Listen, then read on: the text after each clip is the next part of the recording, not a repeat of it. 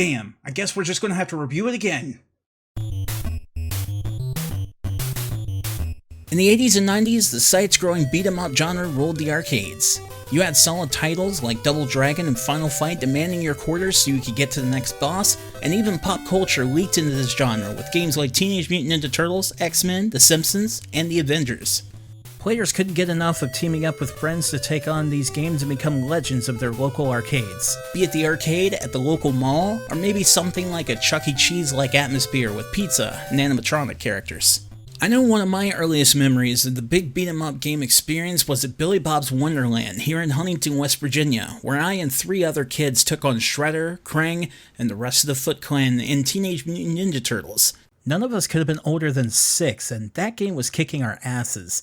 But we didn't give up. We fought on, and we triumphed.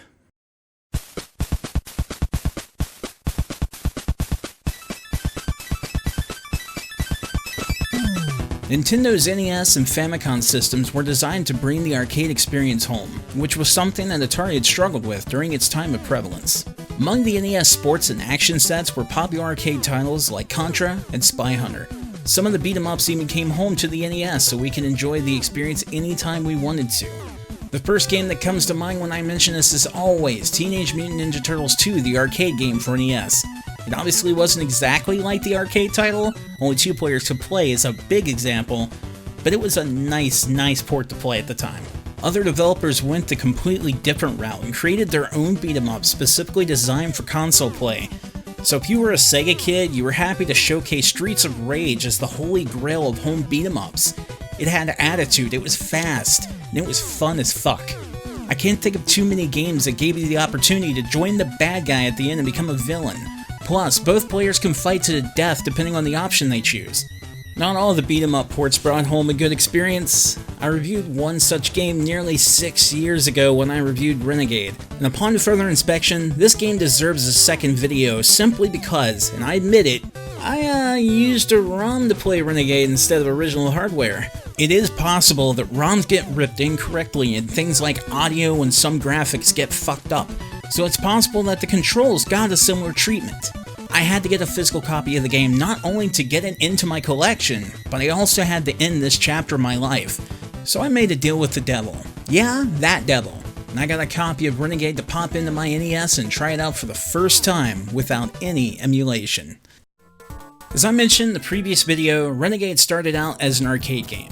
While I haven't had the chance to play it, all reviews suggest the arcade game was solid for its time. It even looks to be something you could recommend for classic gamers like me.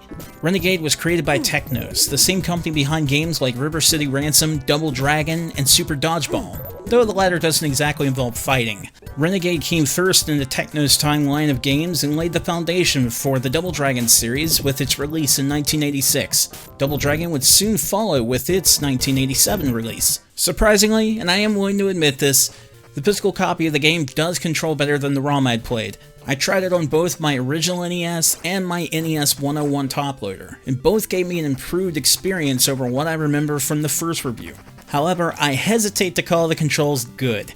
They're definitely not good, and they get even worse when scrutinized by comparing them to the controls featured in Double Dragon 2, and River City Ransom. It's still awkward at times to perform the right move when you really need to, specifically when mounting an enemy and going in for punches. My advice there is to start quickly tapping both buttons once you get the mount on an enemy just to make sure you're hitting the right one. I was also very harsh to the left attack right attack system in the original review. Let's quickly clarify that the B is left attack and A is right attack setup is not exclusively an issue when it comes to this type of game. After a short hiatus in Double Dragon, this control setup was brought back in Double Dragon 2, and that game is considered one of the all-time must-have classic Nintendo games. This control scheme is a little stiff in this game and takes some time to get used to, but still, the controls don't feel as solid as they could, and this setup can sometimes create some really frustrating moments. Not to mention that half the time you won't need to worry about attacking enemies from both sides. The clear strategy to take out enemies as quickly as you can is to stun your foe, get the grab, go for the throw. Lather, rinse, repeat. I get what the developers were going for here. You've got enemies that can swarm around you, and you would be able to attack from either side to stop them from swarming. This control scheme is better presented in Double Dragon 2 when the bad guys actually do swarm around you. And I think after playing the original Double Dragon, anyone would admit that it's much better to quickly tap A or B to hit a sneaking enemy rather than having to press the D-pad to face them, then attack. My criticism of the game's poor cast of characters holds up, especially when you compare the NES port to the arcade game. I mentioned the greasers, the blow-up doll women, and the stereotypical 80s bad guys, but if you compare this fairly bland cast of characters to the arcade game's roster, things quickly look bad. If you want to make a fair comparison and choose the first Double Dragon or TMNT2, it still is bad. The idea presented here is to take a type of enemy and send in a squad of them. Yeah, this is definitely par for the course in a beat-em-up game, but the lack of variety really stings.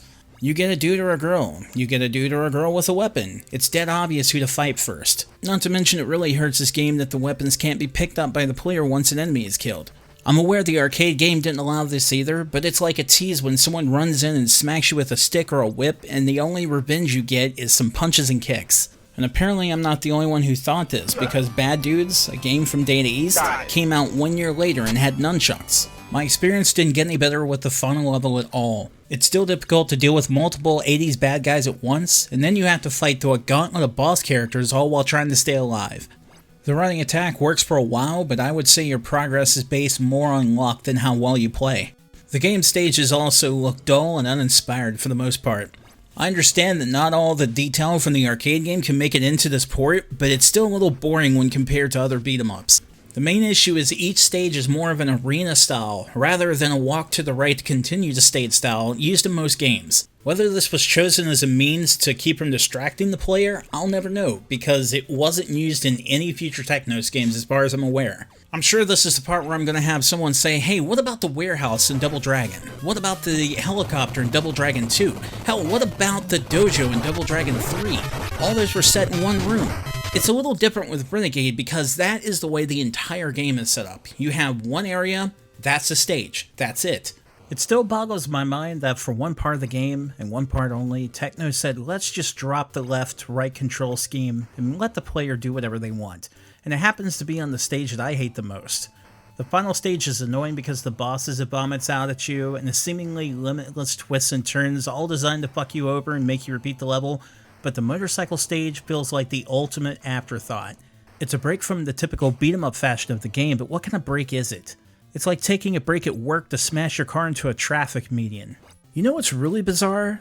The motorcycle stage isn't even in the arcade version of the game. I know other Nintendo games added content that wasn't in the arcade release, TMNT2 being an example with 2 extra stages, but the added content usually continues the vibe of the game. But this completely comes out of left field. It's like Predator for NES, but much more surprising. I'd compare it to minigames you play in other games to pace things out, but I'm not even sure this counts as a minigame. It's definitely mini. You're done with this level as quickly as you started. I can't complain about the scope of the music in this game because it's not like Double Dragon had a huge catalog of music either, but I can definitely say the Double Dragon tunes are a lot better and far more celebrated by fans. The remixes in Double Dragon Neon blew my fucking mind the first time I heard them.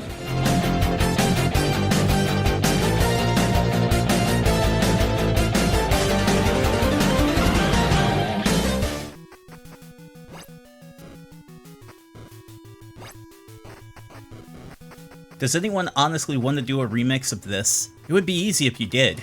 Think of literally any older rockabilly song and there you have it. Aside from the bland and forgettable music, this game is fairly on par for the course with most Technos games at the time. There's nothing mind-blowing, and the classic jump noise that everybody remembers from Double Dragon wasn't there yet. So was I too harsh on Renegade? Nope, I don't think so. A physical copy may not be as bad as I experienced with a ROM, but I would be incredibly generous if I called Renegade even okay. It's a bad arcade port to the NES, and bad arcade ports happen in those days. For example, Bad Dudes is a very controversial pick for a good arcade port because a large group of fans believe it's a shit show. Some fans believe Gun.Dot Smoke for NES got butchered worse and worse as the game goes on, and then there are ports like Bubble Bobble where fans can't stop calling it masterful. Personally, I think amazing arcade ports didn't begin happening until the Super Nintendo days. I like what the NES had, but let's not even pretend that Turtles in Time doesn't kick all the ass. Plus, Mortal Kombat 2 for Super Nintendo is still my top example of getting a home port done right. When you cut out the dumb jokes and get right to the point, yes, Renegade is a bad game that deserves being reviewed on Review a Bad Game Day. It may have been your childhood, but I played a lot of garbage growing up too. I beat Star Trek 25th Anniversary for NES, bitches.